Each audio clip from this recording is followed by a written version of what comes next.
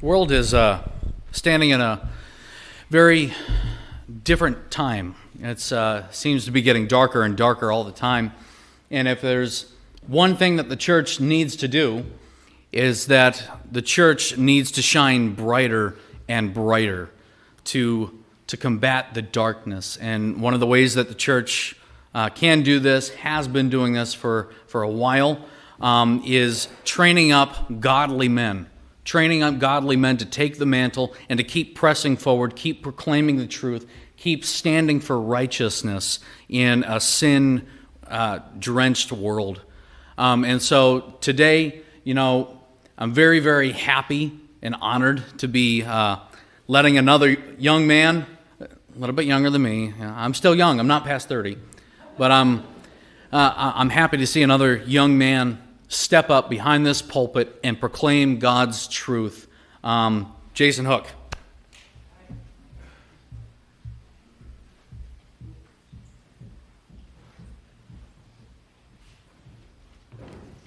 I think this thing's on, right?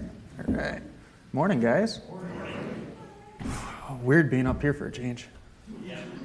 All right, so 2 things before I get started. Not a preacher. Don't do this for a living. So you have to bear with me as I stumble through it a little bit. Second thing, I'm not a preacher, so we're going to get out on time. All right. So I did up there, little Bible study by myself over Judges a couple months ago or something. Noticed some pretty cool parallels between Judges, New Testament, and today. I'll jump right into it. Before we go to Judges, though, I'll start with some context of what's taken place in Judges. Deuteronomy 7, verses 1 through 6 gives us that context. When the Lord your God brings you into the land you are entering to possess and drives out before you many nations, the Hittites, Girgashites, Amorites, Canaanites, Perizzites, Hivites, and Jebusites, 7 nations larger and stronger than you. This would be the promised land that was promised to Abraham. And when the Lord your God has delivered them over to you and you have defeated them, then you must destroy them totally. Make no treaty with them and show them no mercy. Don't intermarry with them. Do not give your daughters to their sons or take their daughters for your sons. For they will turn your children away from following me to serve other gods, and the Lord's anger will burn against you and will quickly destroy you. This is what you are to do to them. Break down their altars, smash their sacred stones, cut down their Asherah poles, and burn their idols in the fire. For you are a people holy to the Lord your God. The Lord your God has chosen you out of all the peoples on the face of the earth to be his people, his treasured possession. And it goes on from there. God's telling them what exactly to do, but that sums it up pretty good. So 3 commands right there. Destroy them totally, make no treaty with them, and show them no mercy. And this sounds kind of, strict, kind of cruel a little bit, but he tells us why in verse 4. For they will turn your children away from following me to serve other gods, and the Lord's anger will burn against you and will quickly destroy you. So God calls them to be set apart, to be sanctified from the other nations, just like he tells us in John 17, 15 through 19. If I can find it in here. There we go. Yeah, John 17, 15 through 19.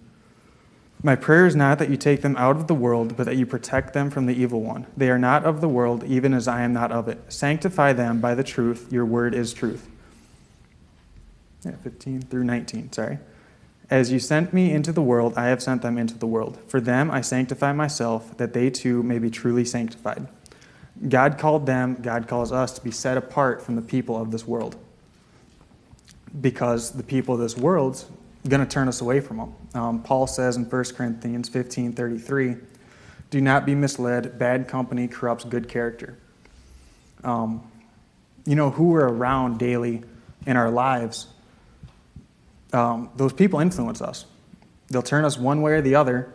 If we're around the world, they're going to turn us to the world. If we fellowship with like-minded Christians, we're going to... where am I at? I'll get there. If we fellowship, we're going to live our lives like Christ did.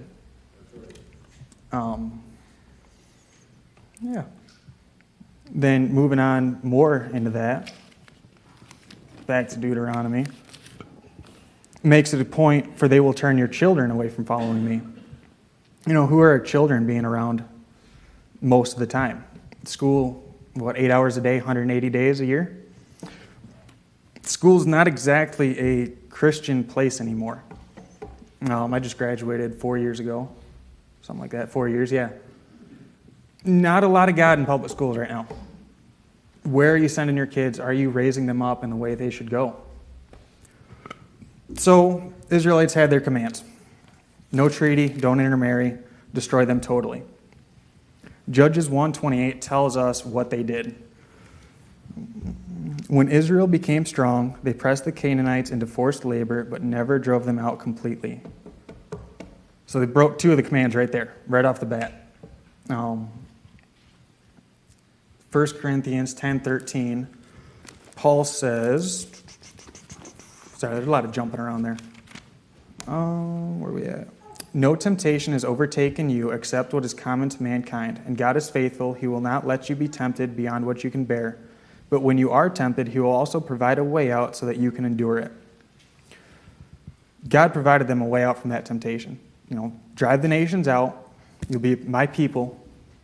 And they said, now we're going to go live with them and let themselves be put in a place of temptation. When I first read that, I'm, what the heck are you guys doing? But how often do we do that same thing? Oh, yeah, I can go to this party. It'll be all right. I just won't, do X, Y, Z. And then what ends up happening? People of this world are a big influence on us. But maybe God was wrong. Maybe it'll work out for him, right? Judges 2:10 through 11. After that whole generation had been gathered to their ancestors, another generation grew up who knew neither the Lord nor what he had done for Israel. Then the Israelites did evil in the eyes of the Lord and served the Baals. Almost like God kind of knew what was going to happen. So what did that look like? They kind of struggled with worshiping two gods, really. Baal and Asherah. Both of them being gods of fertility. Baal being like a god of crops and people. And then Asherah being people.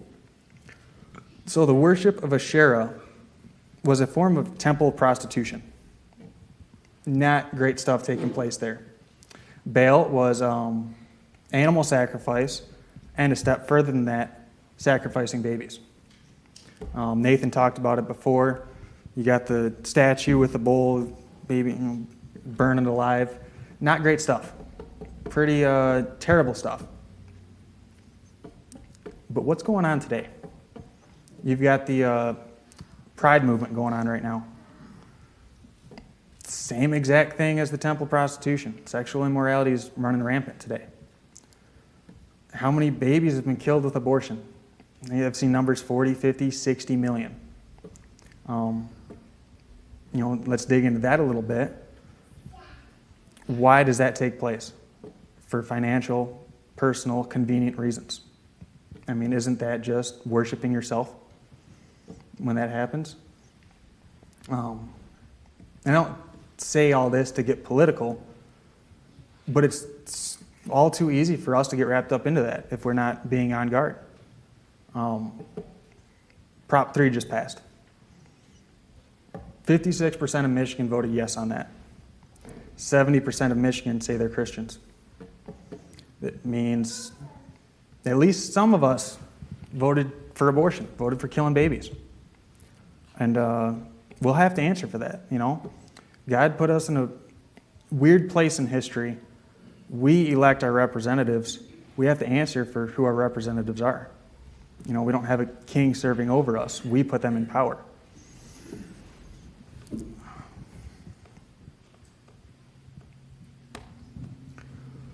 And going along with that, John 15:18 through 19. If the world hates you, keep in mind that it hated me first. If you belong to the world, it would love you as its own. As it is, you do not belong to the world, but I have chosen you out of the world. That is why the world hates you. We're called to stand for these truths, not to give in to them. And the world's going to hate us for it, but the world hated Jesus. He said it right there. And that brings us back to who are we around most of the time? Hebrews 10:24 through 25 says, there it is, and let us consider how we may spur one another on toward love and good deeds, not giving up meeting together as some are in the habit of doing, but encouraging one another, and all the more as you see the day approaching. You hear a lot of the time Christians kind of getting into it. I don't need to go to church on Sunday. Yeah, okay. You don't need to come to a church building. There's plenty of countries in the world that don't have church buildings. First century Christians didn't have church buildings. I know a group of people that do church right in their garage. Cool, great. Yeah, you don't need to go to a church building. But are you getting together with Christians? Iron sharpens iron, right? Are you getting together and encouraging each other? It's that verse, a cord of 2 or 3 strands is not easily broken. If we're not getting together and standing together, we're going to fall. It doesn't work out well, ever. But back to the Israelites. Where did their sin lead them? Judges 2:14 through 15.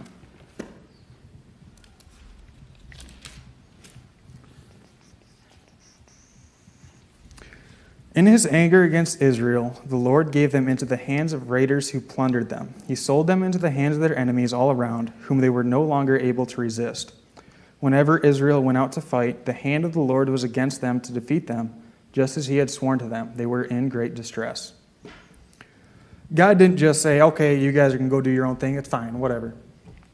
God punished them for it, led them into slavery, and worse than that, was against them. We see throughout the Bible when God is for us, David versus Goliath, Gideon versus the Midianites. That's 300 soldiers against 135,000. Moses holding up his staff. The longer he holds up his staff, Israel's winning. Hailstones at the Amorites. God tends to win the fights. He doesn't really lose, ever. So, now imagine being enslaved, put in chains, and God is throwing hailstones at you. Not a great spot to be in. So what was their solution to it? You want to get out of that. What'd they do? Jump to Judges 3:7 through 12, and we kind of see the pattern that starts to come up. The Israelites did evil in the eyes of the Lord. They forgot the Lord their God and served the Baals and the Asherahs. The anger of the Lord burned against Israel so that he sold them into the hands of Cushan. Oh, I just looked this up this morning too. Rishathaim, I think I got that right. King of Aram Naharaim, to whom the Israelites were subject for 8 years. But when they cried out to the Lord, he raised up for them a deliverer, Othniel, son of Kenaz, Caleb's younger brother, who saved them. The Spirit of the Lord came on him so that he became Israel's judge and went to war. Judge is also leader. The Lord gave Cushan-Rishathaim, king of Aram, into the hands of Othniel, who overpowered him. So the land had peace for 40 years until Othniel, son of Kenaz, died. Again, the Israelites did evil in the eyes of the Lord, and because they did this evil, the Lord gave Eglon, king of Moab, power over Israel. So that's kind of the pattern. Israel turns away from God. They get put into slavery. God's against them. That slavery becomes too much for them. One of the verses that describes it, they're groaning under the chains of slavery. They cry out to God to be rescued because he's the only one that can do it. So God raises up for them a leader, a deliverer, to save them. They fight out of slavery. They have peace. Once that deliverer dies, they go right back to doing evil, right back to what they were doing. So these deliverers, these leaders, whoever wrote Judges, I forget who it was, did something really cool when describing them. They went out of their way to point out the flaws. So just kind of go through a couple of them right here. Chapter 3, verse 15, Ehud describes him, Ehud, a left-handed man, the son of Gera the Benjamite. So being left-handed back in the day was seen as a defect. You have Gideon, throughout, he's a couple chapters in Judges, constantly afraid, constantly doubting God. God reassured him, tons and tons of times. And then even after he saved Israel, Gideon went into idolatry and struggled with that. Samson's got a list. Married a Philistine, slept with prostitutes, broke every one of his vows to the Lord. He had a lot going on. So once these deliverers died, once they went away, there was no one leading Israel. Israel went right back to doing evil, right back to slavery. So what's that got to do with us? John 8:31 through 36. Man, we're going a lot quicker than I thought. We'll definitely get out on time.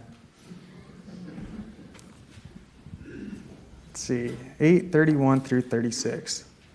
To the Jews who had believed him, Jesus said, "If you hold my teaching, you are really my disciples. Then you will know the truth, and the truth will set you free." They answered him, "We are Abraham's descendants and have never been slaves of anyone. How can you say that we shall be set free?" Jesus replied, "Very truly I tell you, everyone who sins is a slave to sin. Now a slave has no permanent place in the family, but a son belongs to it forever. So if the Son sets you free, you will be free indeed." My going through paramedic class right now. My medic instructor, he'll do like a